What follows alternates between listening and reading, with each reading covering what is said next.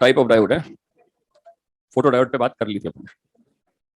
चलो point number B, LED, light emitting diode. छोटे छोटे से टॉपिक है, इनकी कंडीशंस को पढ़ लेते हैं एक बार। मैं जल्दी आ गया क्या?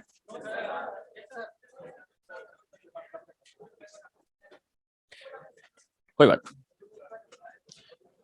तो जो फोटो डायोड था उसको आप रिवर्स में लगाते हो, ठीक है, और एलईडी को आप लगाते हो फॉरवर्ड में। एलईडी आपके पास में नॉर्मल जो आसपास की दुनिया में आपने वो छोटे छोटे छोटे छोटे जो इलेक्ट्रॉनिक बल्ब देख रखे हैं रेलवे स्टेशन, ठीक है, हवाई अड्डे पे जो डिस्प्ले बोर्ड है वो, ये अभी अगर अपन देखें तो कैमरे में आगे हरी बत्ती जल रही है वो, तो ये सब क्या है? ये सब एलईडीज है। अभी एलईडीज क्या है? क्योंकि ये इलेक्ट्रॉनिक सर्किट के साथ में कनेक्टेड है, ठीक है, तो हम इनको कंट्रोल कर सकते हैं। अब जरा दोबारा समझिए मेरी बात की क्या है। आपको बल्ब लगाना था तो आप वो सिंपल फिलामेंट वाला बल्ब लगा लो ना, पर प्रॉब्लम ये आती है कि फिलामेंट वाले बल्ब जो होते थे उनकी जो रगड़नेस है, मतलब रफ यूज है, वो इतना नहीं है जितना एलईडीज का है, ठीक है। तो अपन इसी पे बात करने वाले हैं। एलईडी हो गया, सोलर सेल हो गया, ठीक है, जेनर हो गया, ट्रांजिस्टर्स हो गए, तो इन सब पे छोटी छोटी चीजों पे बात करने वाले हैं। तो पहली लाइन में तो लिखी ले, कनेक्टेड इन फॉरवर्ड बायस, ठीक है, लिखते चले, डायग्राम बना लें इसकी।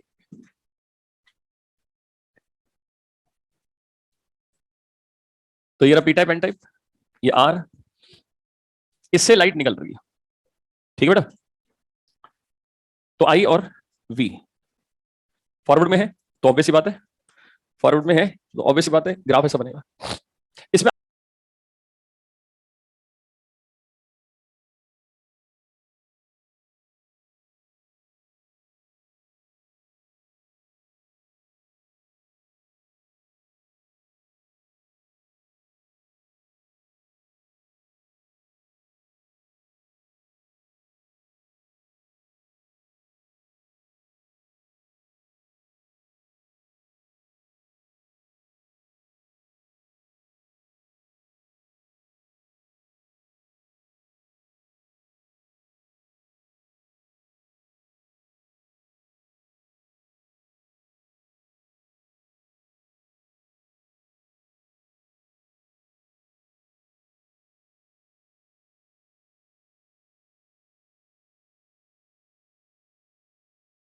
आज तक दो सवाल आए एलईडी पे, दो सवाल आए।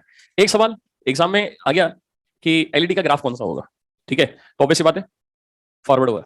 और एक बार आ गया कि जो लाइट गिर रही है उसकी वेवलेंथ, सॉरी गिर रही है जो निकल रही है उसकी वेवलेंथ क्या होगी, ठीक है, तो वो समझना है। पर एलईडी की वर्किंग कैसे है ये समझना है आपको। अगर कोई डायोड फॉरवर्ड में है, अगर कोई डायोड फॉरवर्ड में है तो ये रहा फॉरवर्ड, बना दिया इसको फॉरवर्ड में। तो संकट ये है कि ये लाइट कहां से छोड़ रहा है ये समझना है। तो ये रहा हमारे पास में इंटरनल इलेक्ट्रिक फील्ड, ये रहा हमारे पास में पी टाइप, ये रहा एन टाइप, ठीक है, और फॉरवर्ड में है तो ये बना दिया, ये बना दिया, ये बना दिया। तो बना तो दिया, बनाने में कोई दिक्कत नहीं है, मगर इस कंसेप्ट को समझे कैसे कि जैसे इसको फॉरवर्ड में ऑन किया यहां से एनर्जी निकली, ठीक है। तो अब आप क्या करो, इसको जस्टिफाई करने की कोशिश करो कि ऐसा क्या हुआ होगा। देखो, एनर्जी रिलीज तूने क्या सुन लिया, निकली बोला है वही बोल रहा हूं, ठीक है। जब एनर्जी निकलेगी तभी तो वो लाइट के फॉर्म में मिलेगी, ठीक है। तो मुद्दा यह है कि ऐसा क्या हुआ होगा अंदर, ठीक है। तो आप जरा समझो, इस चैप्टर की एक खास बात यह है कि आपने जो पहले दो टर्म्स में पढ़ते हैं, ठीक है, वो सिर्फ इसका बेस बनाता है कि इलेक्ट्रॉन और होल है क्या, वो काम कहीं नहीं आ रहा ना, उस पर सवाल आ रहा है। पहला टर्म क्या था, अपन ने इलेक्ट्रॉन और होल की थ्योरी के कॉरस्पॉन्डिंग कंडक्शन बैंड और वैलेंस बैंड को समझा। तो यहां पर अगर मैं आपको पहले टर्म के बारे में बात याद दिलाऊं तो पहले टर्म हमको यह बताता था कि आपने दो तरह के इलेक्ट्रॉन्स होते थे, और वो एक है फ्री इलेक्ट्रॉन्स और एक है बॉन्डेड इलेक्ट्रॉन्स, बोला है ना।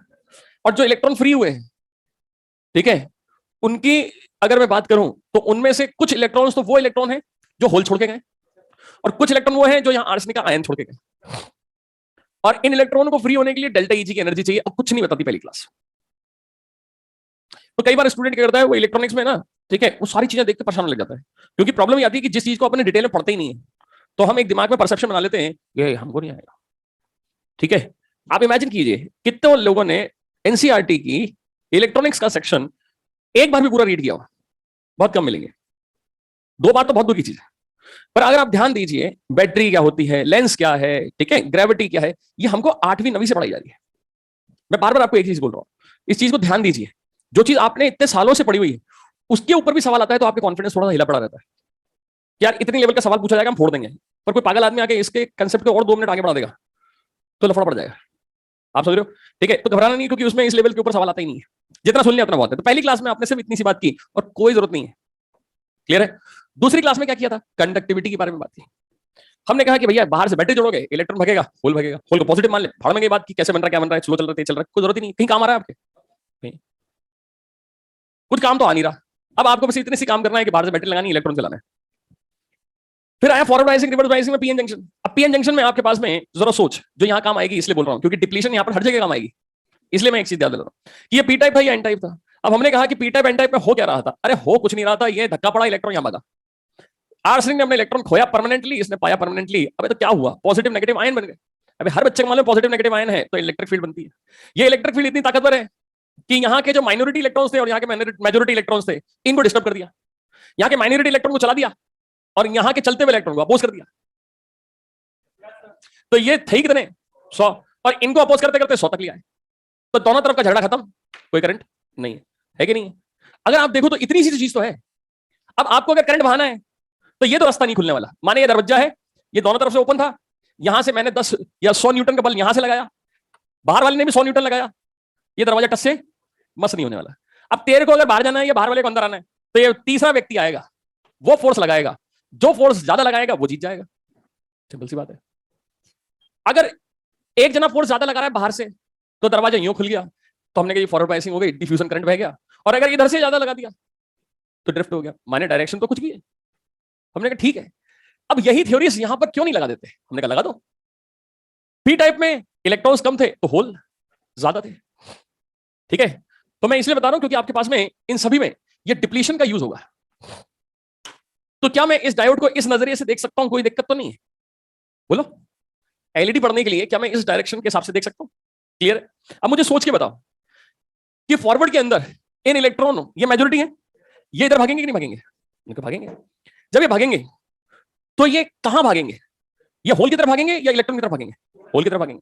अब मुझे एक चीज सोच के बताना, हमने पढ़ा कि ये बॉन्डेड इलेक्ट्रॉन को फ्री करने के लिए आपको एनर्जी देनी पड़ रही थी। कितनी थी वो? Delta A ji. क्लियर है? पर जैसे ही बाहर से फोर्स लगा, ये मेजोरिटी इलेक्ट्रॉन कूद के कहां आ गए? होल के पास में। ठीक है, और बॉन्ड बना लिया। ये कौन से इलेक्ट्रॉन थे? ये बॉन्डेड इलेक्ट्रॉन शिफ्ट हुए थे या फ्री इलेक्ट्रॉन्स? तो फ्री इलेक्ट्रॉन की एनर्जी ज्यादा होती है या कम होती है? ज्यादा होती है। और ये होल के पास आ रहे हैं, होल कहां है? वैलेंस बैंड में। तो इलेक्ट्रॉन की एनर्जी ज्यादा है या होल की एनर्जी? इलेक्ट्रॉन की एनर्जी। तो आप सोचो, एक हाई एनर्जी, लो एनर्जी मिल रहा है, बॉन्ड बन रहा है। तो जब बॉन्ड टूटता है तो एनर्जी देनी पड़ती है, तो जब बॉन्ड बनेगा तो एनर्जी रिलीज होगी कि नहीं? उसी इंस्टेंट पे होगी। हमने कहा बिल्कुल।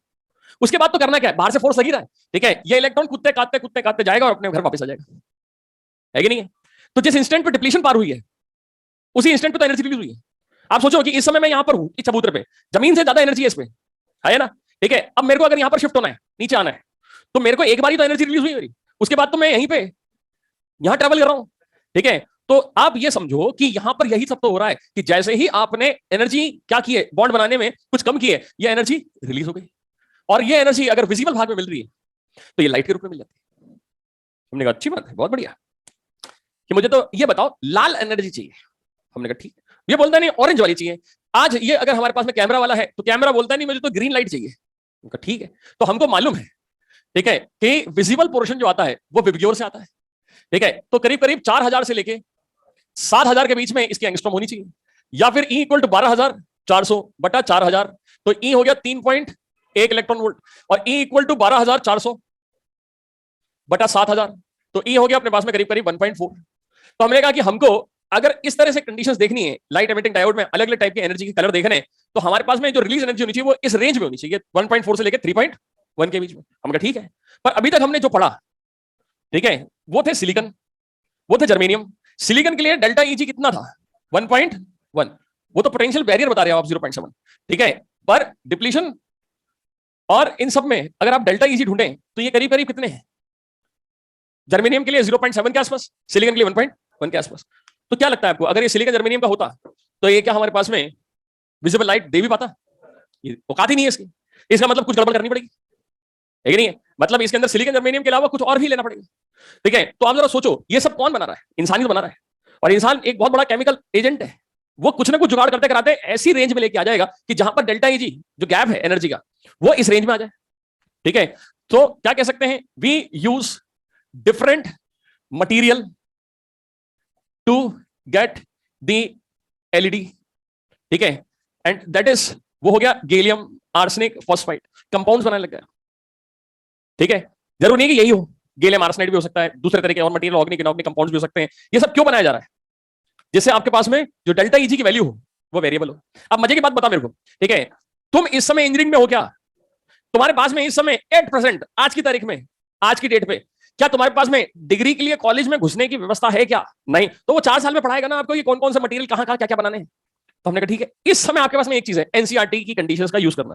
तो एनसीईआरटी बोलता है कि अगर मैं इनका परसेंटेज ऑफ मिक्सचर चेंज कर दूं तो यह पाया जाता है कि एनर्जी अलग अलग प्राप्त हो रही है। तो यहां पर गैलियम में आर्सेनाइड और फॉस्फाइड का अगर रेशो बदल बदल के देखा जाता है तो मालूम पड़ रहा है कि डेल्टा Eg की जो वैल्यू है गैप की वो डिफरेंट आ रही है।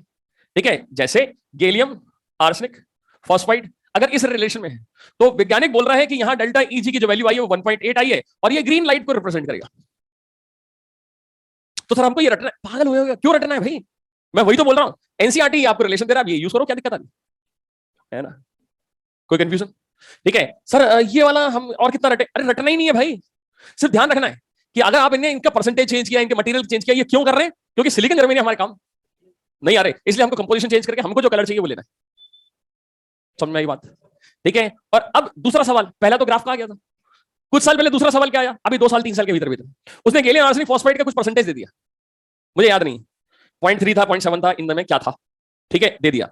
उसने ये बोला एलईडी में जो आपने मटेरियल यूज किया है वो ये है, इसके लिए डेल्टा Eg इतना आ रहा है, दे दिया उसने।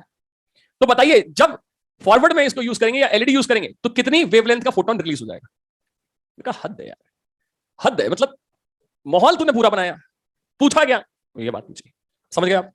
ठीक है, नोट कर लें आप पहले। ठीक है, इसको नोट कर लें, जल्दी से जल्दी नोट कर लें। तो आपने सुना होगा एलईडी बल्ब है, ये भी तो सुनते हैं, हमने कहा सुनते तो हम बहुत सारी चीजें हैं। ठीक है, एलईडी तो टीवी भी सुनते हैं। ठीक है, तो बात ये आ रही है कि अब वो घुस के डिटेल में पढ़ने की कोशिश करोगे तो आप 2-3 चीजों में फंस जाओगे। पहली बात तो ये है कि आपने को एनसीईआरटी के ऊपर पहुंचना नहीं। ठीक है, दूसरा अगर मैं आपको थोड़ा सा और जानकारी दे दूं तो एनसीईआरटी बोलती है कि आप इसको कम्युनिकेशन में यूज करते हो। हमने कहा अच्छा, कम्युनिकेशन में इसको इसको कम्युनिकेशन में ऐसे यूज करते हैं? अभी 2 मिनट बता देता हूं। एक और बात, आपसे अगर यह पूछा जाए कि यह डिवाइस करती क्या है, आपने नोटिस करिए कर क्या रही है डिवाइस? ये लाइट एनर्जी प्रोड्यूस कर रही है, पर कैसे? इलेक्ट्रिकल एनर्जी का यूज करके लाइट एनर्जी प्रोड्यूस कर रही है कि नहीं है? तो फटाफट पहले इतना लिख लो, फिर मैं 2 मिनट इसके ऊपर और बात करता हूं, फिर अपन सोलर सेल पे चलेंगे। ठीक है, तो डब्बे वब्बे अपने सुंदरता मत बनाइएगा, इनको खसीटा की तरह से डब्बे वब्बे बना लीजिए, कंसेप्ट पहले पढ़ना चाहिए। ठीक है,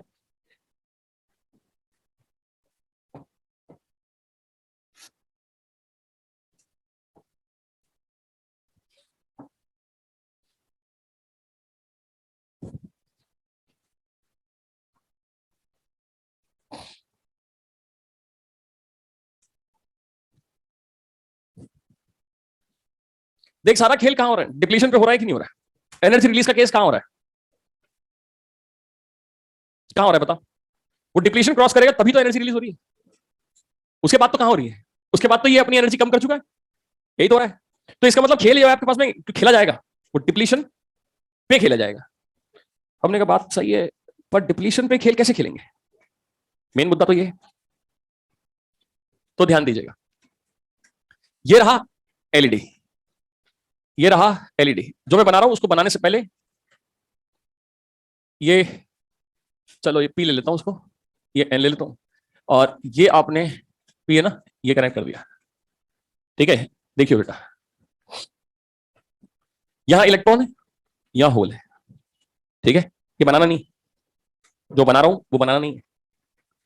सोचो, ये एन टाइप है, ये पी टाइप है। ठीक है, अब ध्यान देना, ये ऐसे रखा हुआ है और ये ऐसे रखा हुआ है, ये क्रिस्टल है। अगर ऐसे देखेंगे तो ये इफेक्टिव सामने का एरिया है। ठीक है, यहां से इलेक्ट्रॉन सट सट सट सट सट सट सट निकल रहे हैं। ठीक है, तो अगर ऐसा है तो यहां से इलेक्ट्रॉन सड़ सड़ सड़ सड़ सड़ सड़ निकल रहा है। देखने को तो ये बना दिया ऐसी एनर्जी निकल गई, पर यहां ऐसी एनर्जी निकलती बेसिकली नहीं है। दोबारा देखिएगा, हॉरिजॉन्टल रखिए, यहां से लाइन से इलेक्ट्रॉन्स को क्या मिल रहा है, इलेक्ट्रिक फोर्स, और वो डिप्लीशन सट सट सट सट क्रॉस कर रहे हैं, यहाँ होल के साथ मिल रहे हैं, सर्किट पूरा हो रहा है। क्लियर है? अब यहां से इलेक्ट्रॉन चला, यहां होल से मिला, क्या हुआ, तुरंत एनर्जी रिलीज हुई। पर इतनी मोटी पट्टी है ये, तो जो भी एनर्जी रिलीज होगी वो तो अंदर ही रह जाएगी। हो गई बात? ठीक है, तो हमने कहा ये तो मामला फंस गया कि जैसे ही इलेक्ट्रॉन होल से मिला, ये तो एनर्जी रिलीज हुई, तो यही तो ये तो गर्म हो जाएगा, और हमको इफेक्टिवली उतनी एनर्जी रिलीज नहीं हो पाएगी। तो करते क्या है, ये लेयर काटते हैं, और इतनी काटते हैं कि वो डिप्लीशन के बहुत नजदीक मिल जाए। क्लियर है? तो जैसे ही इलेक्ट्रॉन होल से मिलेगा, तुरंत क्या छोड़ देगा, एनर्जी, तो लाइट रिलीज हो जाएगी। इसके ऊपर एक प्लास्टिक मेम्ब्रेन लगा दीजिए।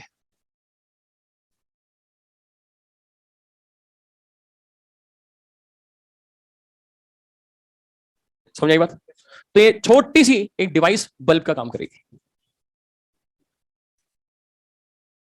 क्या चीज, काय का ट्रांसफर। तो तुम एक तो क्या है, हर चीज को आप अभी तक जितनी भी चीज आपने पढ़ी है, ठीक है, न्यूटनियन फिजिक्स में, आप उसको हर तरह से वो सोचने की कोशिश करते हो। तेरी गलती नहीं है, एक सिंपल सी गलती है कि ट्रांसफार्मर जब इलेक्ट्रिसिटी में पढ़ाया जाता है, तो वो इस बेसिस पढ़ाया जाता है कि बेटा सड़क के कोने पर जो ट्रांसफार्मर है, हाउ इट इज वर्किंग, उसमें प्लेट्स होंगी, लेमिनेशन होगा, म्यूचुअल इंडक्टेंस होगा, ये होगा, फलाना होगा। आपको बोला जाता है कि उसके अंदर डिफेक्ट्स भी होते हैं, तो कॉपर लॉसेस भी होते हैं, साउंड भी, ठीक है, तो आप प्रैक्टिकली फील करते हैं, ये बात है। और इलेक्ट्रॉनिक्स में क्या होता है, बेटा मोबाइल का चार्जर तोड़, दो सुई, दो कीले, एक पे यहां कॉइल चढ़ा, एक पे यहां कॉइल चढ़ा, जितना छोटे से छोटा ट्रांसफार्मर हो सकता है वो बन सकता है।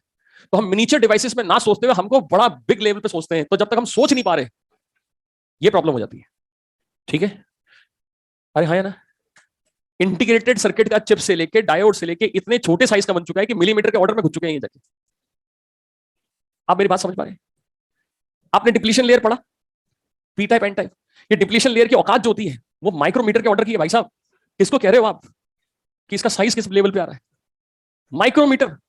हम 1 मिलीमीटर से नीचे देखने के लिए आंखें ऐसे करनी पड़ती है, सुई में धागा डालने के लिए भी आंखें ऐसी करनी पड़ती हैं। तो उसका तो मिलीमीटर का होता है, 2 मिलीमीटर या 1.5 मिलीमीटर की गैप होता है उसमें। ये 10 की पावर किससे लड़ाई करेगा भाई?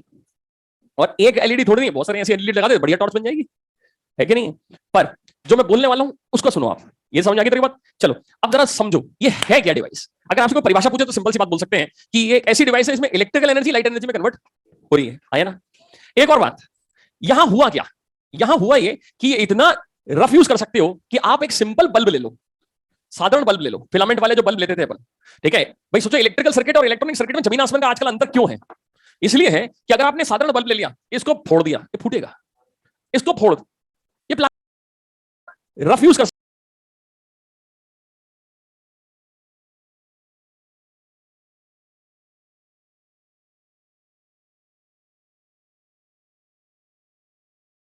सकते हो कि आप एक सिंपल बल्ब ले लो, साधारण बल्ब ले लो, फिलामेंट वाले जो बल्ब लेते थे अपन। ठीक है भाई, सोचो इलेक्ट्रिकल सर्किट और इलेक्ट्रॉनिक सर्किट में जमीन आसमान का आजकल अंतर क्यों है? इसलिए है कि अगर आपने साधारण बल्ब ले लिया, इसको फोड़ दिया, ये फूटेगा, इसको फोड़, ये प्लास्टिक है भाई, ये ना फूट रही इतनी जल्दी। सर हम चढ़ जाए हथौड़ा मार दे, वो बात अलग है। ठीक है, रफ यूज के लिए। उल्टा, अब इसको कम्युनिकेशन में इस्तेमाल खुले में कैसे कर सकते हैं?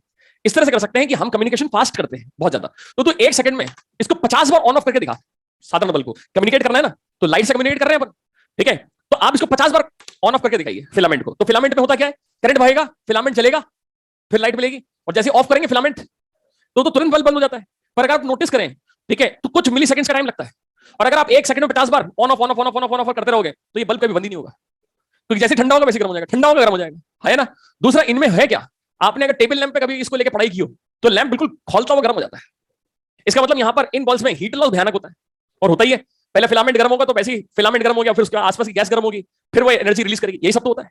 ठीक है, इनमें क्या हो रहा है, एलईडी को छुके भी देख लो 2 घंटे बाद ठंडी है। क्यों? क्योंकि इसमें लॉस ही नहीं है, नेग्लिजिबल, थोड़ी बहुत है, क्योंकि वो तो चलेगी रेजिस्टेंस, क्योंकि इलेक्ट्रॉन होल से मिला, तुरंत एनर्जी रिलीज की। तो मालूम पड़ रहा है कि ये 1 सेकंड में 1.5 से 2 लाख बार भी ऑन ऑफ करोगे, रिस्पॉन्ड करता है 1.5 से 2 लाख बार भी।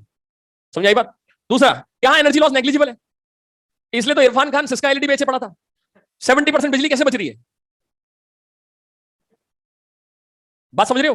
ठीक है, अच्छा एक और बात, ये डिवाइसेस कैसे काम कर रहे हैं? ये बड़ा सिंपल तरीके से काम कर रहे हैं। आपने फोन उठाया, ठीक है, ये आप धरे पड़े हैं, ठीक है, ये दूर दराज में जिससे आपको बात करनी है ये वो है, ठीक है, आपने फोन उठाया, ठीक है, लैंडलाइन बता रहा हूं भी क्योंकि इस कम्युनिकेशन में आएगा अपने पास में कि भैया मोबाइल से कैसे बात करनी है, ठीक है, ये ऑप्टिकल फाइबर से, यहां पर रिसीवर एंड है, ठीक है। अब यहां से यहां तक आपकी वॉइस कैसे पहुंच रही है? सिंपल सी बात है, एक जगह एलईडी लगाओ और एक जगह फोटो डायोड लगाओ, ठीक है। सबसे पहली बात यहां है माइक।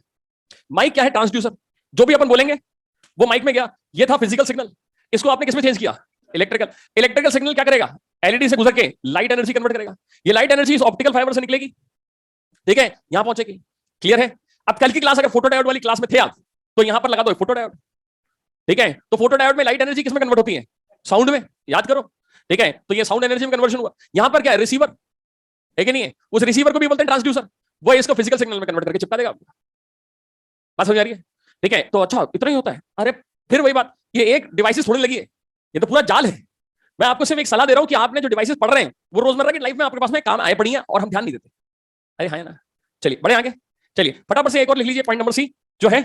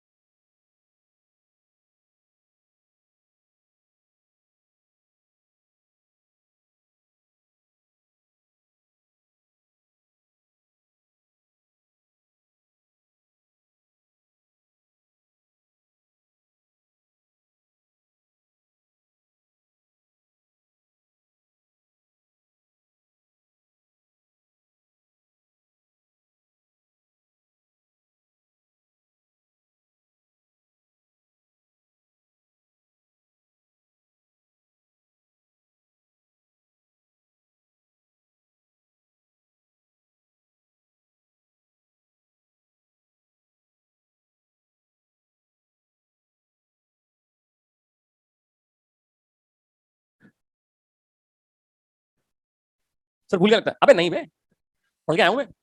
सोलर सेल, चलो फटाफट लिखें सोलर सेल। पर आपको मैं याद इसलिए दिला रहा हूं, ध्यान रखना बेटा, कि हमने डिप्लीशन लेयर को पढ़ा है और डिप्लीशन लेयर के अंदर हमने एक चीज नोटिस करनी है कि डिप्लीशन लेयर के अंदर इंटरनल इलेक्ट्रिक फील्ड करा क्या था, बस इतना सा ध्यान रखना, ठीक है। तो आइए सोलर सेल पे बात कर लें। Point number C, solar cell. सब सोलर सेल पे कुछ सवाल आया? हाँ जी, सोलर सेल पे एक बार सवाल आया, वो भी ग्राफ।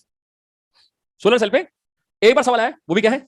सिर्फ ग्राफ और कुछ नहीं। पर हाउ सोलर सेल वर्क्स, ठीक है। तो पहला point, it is not biased, ठीक है, ये बायसिंग नहीं की जाती है इसकी, ओपन सर्किट है ये, कोई टेंशन ही नहीं, माने इसके साथ कोई बैटरी अटैच्ड नहीं होती है। And thickness of depletion layer is large, ठीक है, thickness of depletion layer large रखनी है, ठीक है। चलिए ये ध्यान रखिएगा, डिप्लीशन लेयर की थिकनेस यहां पर बढ़िया होती है, ठीक है। ये रही डिप्लीशन लेयर, ठीक है। अब डिप्लीशन लेयर में अगर मैं फिर से बोलूं तो यहां पर ऑलरेडी क्या बना पड़ा है? Induced electric field. कोई दिक्कत? ठीक है, किस ऑर्डर में होती है ये? हमने पढ़ा था 10 के बाद 5 के ऑर्डर में होती है। ये रेजिस्टेंस है, ये एमीटर है, ठीक है।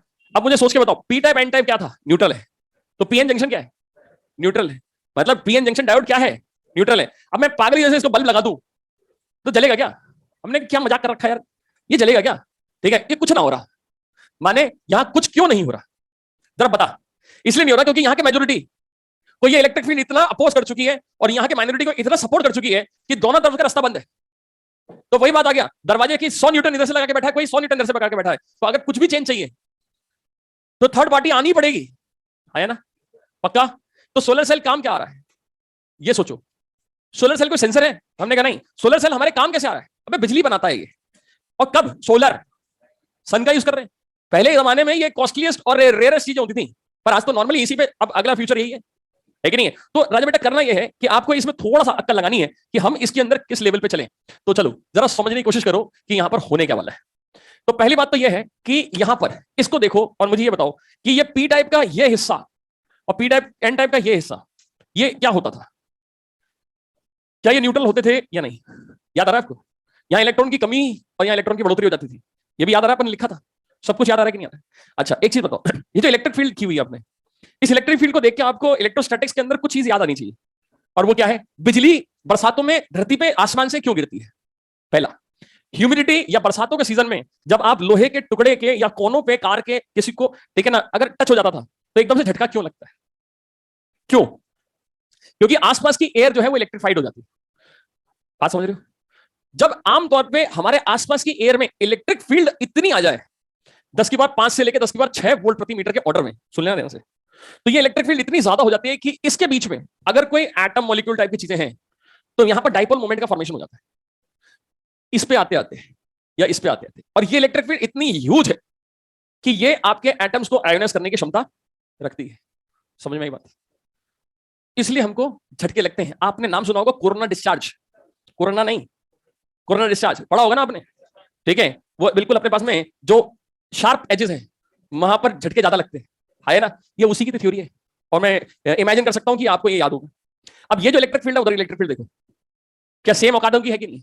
तो ये इलेक्ट्रिक फील्ड कुछ तो कमाल करेगी, उसकी वजह से सोलर सेल चलती है। क्या होता है ध्यान दीजिएगा, यहां पर पी टाइप है, यहां एन टाइप है, ठीक है? तो ये रहा पी टाइप, ये रहा एन टाइप, ये रेजिस्टेंस, ये रहा पी टाइप और ये रहा एन टाइप, ठीक है? सुनना ध्यान से समझना, पी में कौन ज्यादा है? हमने कहा जी होल भरे पड़े ज्यादा है ये, ठीक है? तो मेरे को माइनॉरिटी चार्जेस दिखाऊं नहीं दिखाऊं एक ही बात है, आयंस बोरॉन दिखाऊं दिखाऊं एक ही बात है, हमको मालूम है न्यूट्रल है, क्या इतना तो मालूम है ना, ठीक है? और इसमें कौन मेजोरिटी में? इलेक्ट्रॉन्स भरे पड़े, ठीक है? पर still the system is neutral, कोई दिक्कत तो नहीं है? नहीं। अब क्या होगा, इस पे आपने थर्ड पार्टी गिराई, लाइट गिरी। जब लाइट गिरी तो लाइट किस पे गिरी है? डिप्लीशन पे, ये भी ध्यान रखना, ठीक है? जब लाइट गिरी डिप्लीशन पे, ठीक है, व्हेन लाइट फॉल्स, ठीक है, क्या होगा? बॉन्ड ब्रेक मारेंगे कि नहीं मारेंगे? ठीक है? और जो लाइट होगी वो greater than equal to delta E की होगी, ठीक है? मैं उम्मीद कर सकता हूं कि ये आपको याद हो या समझ में आ रहा हो कि यहां पर कंडक्शन बैंड, यहां पर वैलेंस बैंड, ये सब सिलिकॉन आर्सेनिक वगैरह सब पड़े हुए हैं यहां पर बॉन्डेड अवस्था में, ठीक है? और ये रहा डेल्टा ई जी। आप समझ पा रहे हैं? तो होगा क्या? सिंपल सी बात है, जब बॉन्ड ब्रेक करेंगे तो इलेक्ट्रॉन होल क्या होगा? पेयर प्रोड्यूस होगा या नहीं होगा?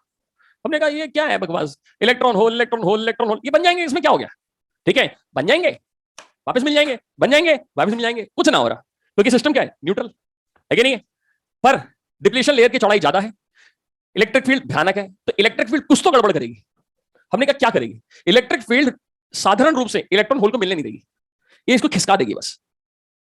भाई ये कुछ कर सकती नहीं है, बाहर से कोई बैटरी लगी है नहीं, पर यह देखा गया कि ये इलेक्ट्रिक फील्ड क्या कर रही है? इनको थोड़ा सा शिफ्ट कर रही है, बाहर नहीं निकाल रही है, क्या कर रही है? शिफ्ट कर रही है। ये इलेक्ट्रिक फील्ड इलेक्ट्रॉन को धक्का इधर तो होल का धक्का इधर, इलेक्ट्रॉन को धक्का इधर तो होल का धक्का इधर, इलेक्ट्रॉन को धक्का इधर होल का धक्का इधर, ये अपनी औकात तो कर सकते हैं इतना काम तो, ठीक है?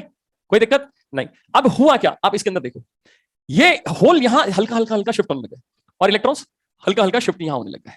ये होंगे कहां पर? डिप्लीशन के आसपास ही तो होंगे, यहां थोड़ी घुसेंगे, ठीक है? ये क्या होंगे? डिप्लीशन के आसपास ही तो होंगे। हमने कहा पागल आदमी ये क्या हो गया? बोला आप देखो ध्यान से, ये न्यूट्रल हिस्सा है, इस इलेक्ट्रिक फील्ड के कारण कुछ नेगेटिव इधर शिफ्ट होने लग गया, कुछ पॉजिटिव, क्योंकि इलेक्ट्रिक फील्ड बहुत ज्यादा है तो बस मिलने नहीं दे रही बस इसको, ठीक है? उससे हुआ क्या? एन टाइप न्यूट्रल है पर यहां पर नेगेटिव शिफ्टिंग हो गई, पी टाइप न्यूट्रल है पर यहां पॉजिटिव सिस्टम हो गई। ओवरऑल नेट क्या है? नेट चार्ज तो जीरो है, ये तो समझ में आ रही है आपको, ठीक है? पर अगर आप अंदर घुस के देखें, क्योंकि करंट तो मिल रहा है ना, कम मिल रहा है मगर मिल तो रहा है ना, तो अब देखो क्या हो रहा है। मान लेते हैं 1 2 3 4 5 7 इलेक्ट्रॉन इधर शिफ्ट हो गए, तो ये किस इलाके में घुस रहे हैं? न्यूट्रल वाले में। तो ये सिस्टम तो न्यूट्रल रहने की कोशिश करेगा ना, नहीं करेगा? तो यहां नेगेटिव और यहां पॉजिटिव क्या होने लग गया? कंसंट्रेशन बढ़ गया, तो जहां नेगेटिव पॉजिटिव बनने लग जाता है वहां वोल्टेज डेवलप होने लग जाता है। ये किसके कारण हुआ है? सोलर सिस्टम के कारण हुआ है, लाइट के कारण हुआ है, ठीक है? तो इसको बोलते हैं सोलर वोल्टेज। क्या कहते हैं? Solar voltage. क्लियर है?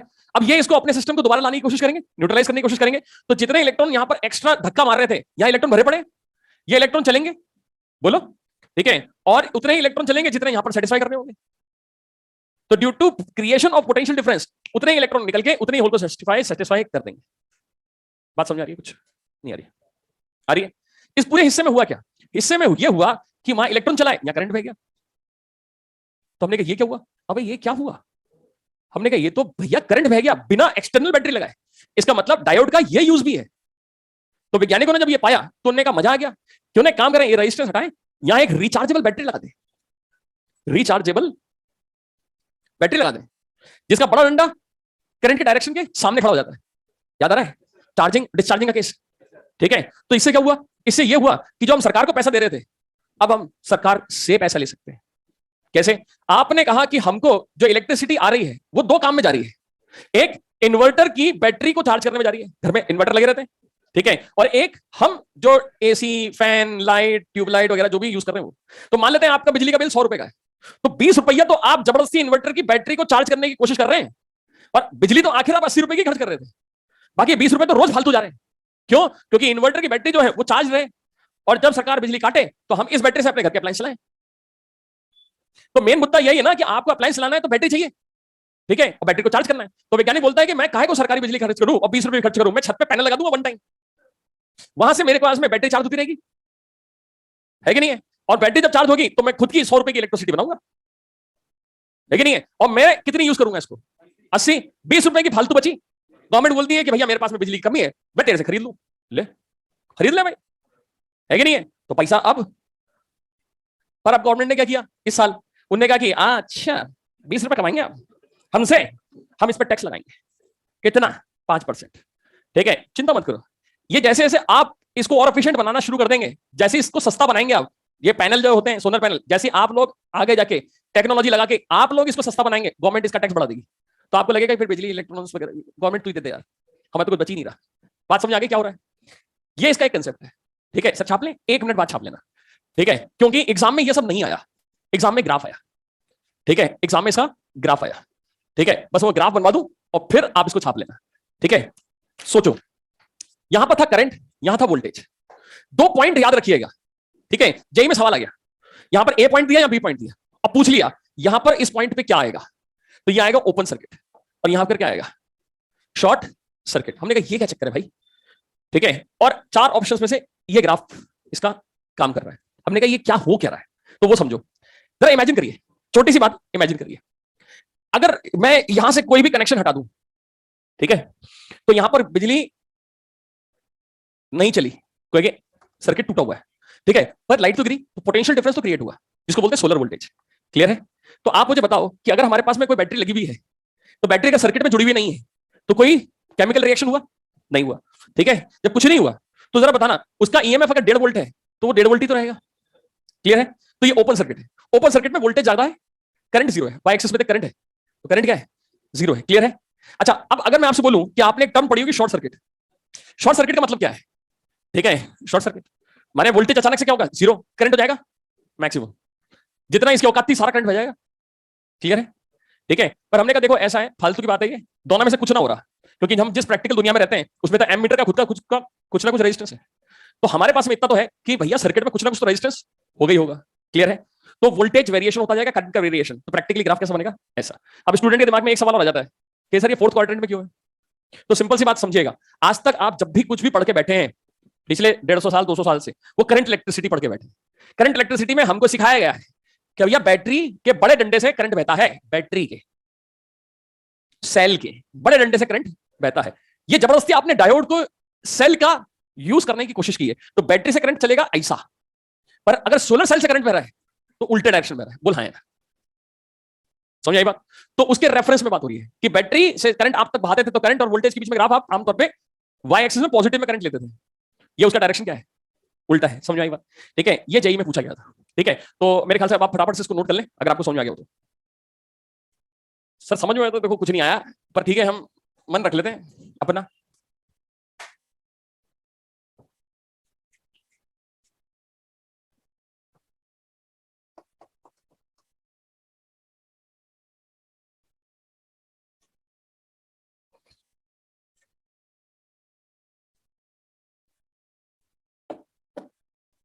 लिख डाला? वेरी गुड बेटा। देखो अभी अपने पास में जो टाइम है, आप लोग अभी 2-3 मिनट तो इसको छापने में लगाओगे लोग। ठीक है, आखिरी वाला इसका है जेनर डायोड। ठीक है, जेनर डायोड को समझने के लिए अपन को ब्रेक डाउन करना पड़ेगा। ठीक है, क्योंकि अभी तक अपन जब भी रिवर्स की कंडीशन में बात करके बैठे हैं तो सर हम यहां तक लेके बैठे हैं, अभी हमको बॉन्ड तोड़ना है।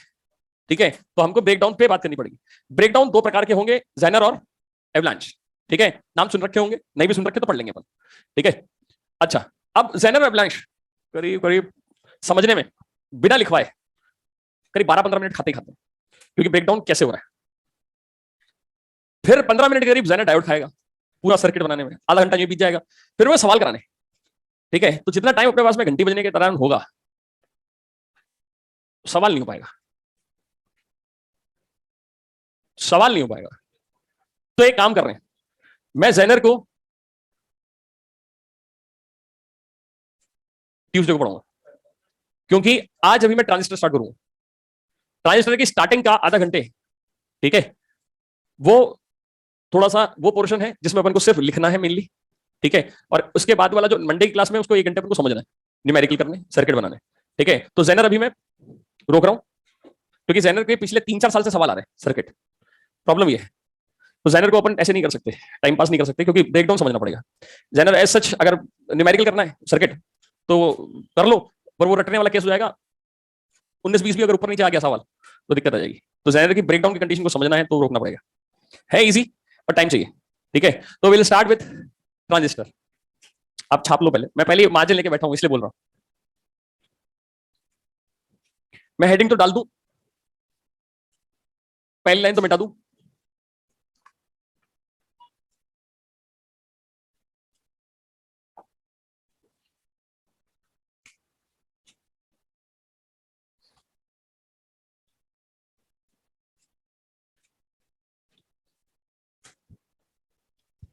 छाप लिया, इतना हिस्सा छाप लिया, ग्राफ दिमाग में रह गया।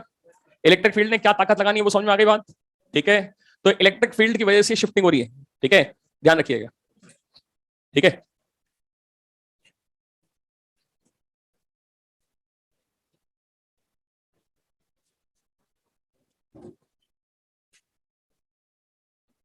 पढ़े आगे चले, पढ़ जाए, चल बेटा।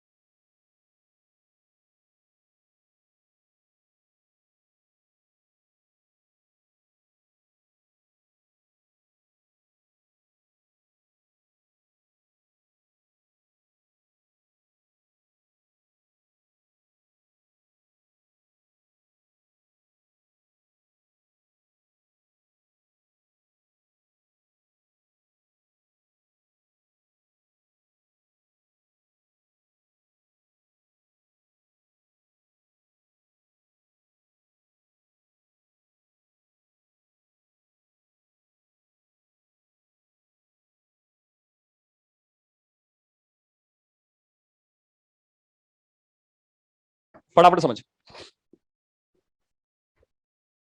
ट्रांजिस्टर कितने लोगों के सिलेबस में नहीं था ट्रांजिस्टर? हाथ खड़े करें। बहुत बढ़िया।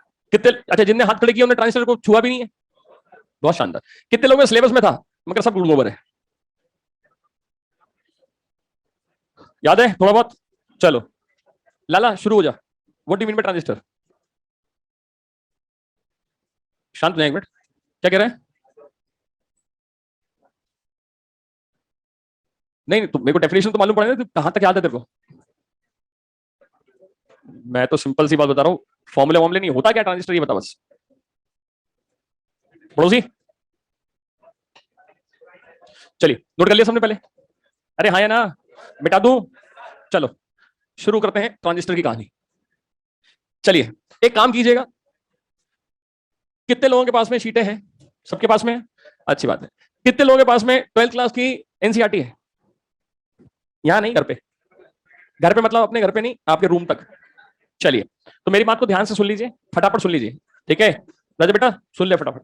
तेरे को सबसे पहली बात ध्यान रखनी है कि ट्रांजिस्टर से पहले तक की आप जो थ्योरी अभी तक अपन ने पढ़ी, या तो शीट से एक बार रीडिंग लगा लें क्योंकि थियोरेटिकल चैप्टर है, या फिर एनसीईआरटी हो तो उसे एक बार सरसरी निगाहों से रीडिंग लगाने। ये नहीं कि बिल्कुल डिटेल में पढ़ना है, ऊपर ऊपर से पढ़ लें, थोड़ा सा आइडिया रहेगा। शीट की थ्योरी वो भी ऊपर ऊपर से पढ़ लें, आइडिया रहेगा।